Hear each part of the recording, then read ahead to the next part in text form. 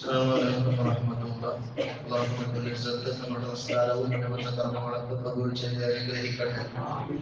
قال نبينا رسول الله صلى الله عليه وسلم إذا كان أول ليلة من رمضان نظر الله برحمة ومن نظر الله إليه برحمة لم يعذبه أبدا أو كما قال رسول الله صلى الله عليه وسلم.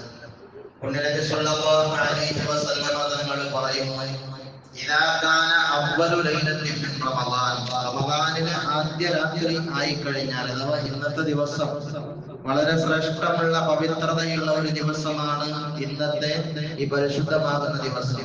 ഈ ദിവസത്തിൽ ഉടമസ്ഥനായ റബ്ബ് നബറല്ലാഹു ബിറഹ്മ, അവന്റെ അടിമകളെ അവന്റെ കാരുണ്യം കൊണ്ട് അല്ലാഹു അവന്റെ ഓരോ അടിമകളിലേക്കും നോക്കും.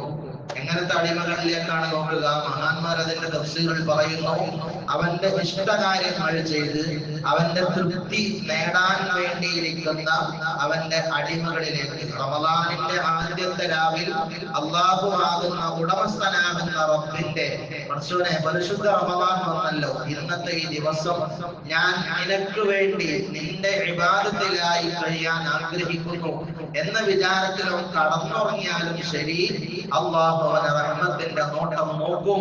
അങ്ങനെ നോക്കിയാലുള്ള ഗുണം എന്താണ്? അല്ലാഹു അവനെ റഹ്മത്തിന്റെ നോട്ടം നോക്കിയാൽ പിന്നെ ഒരിക്കലും അല്ലാഹു അവനെ ശിക്ഷിക്കുകയില്ലെന്ന് പുണ്യനബി മുഹമ്മദ് മുസ്തഫ സ്വല്ലല്ലാഹു അലൈഹി വസല്ലം കൂട്ടത്തിൽ അല്ലാഹു നമ്മെ ഉൾപ്പെടുത്തി തന്ന് അനുഗ്രഹിക്കട്ടെ. നമ്മളുടെ എല്ലാ ഈ പരിശുദ്ധ റമളാൻ കൊണ്ട് വിജയിക്കുന്നവരുടെ കൂട്ടത്തിൽ ഈ ഇരിക്കുന്ന എല്ലാവരെയും അല്ലാഹു ഉൾപ്പെടുത്തി തന്ന് അനുഗ്രഹിക്കട്ടെ.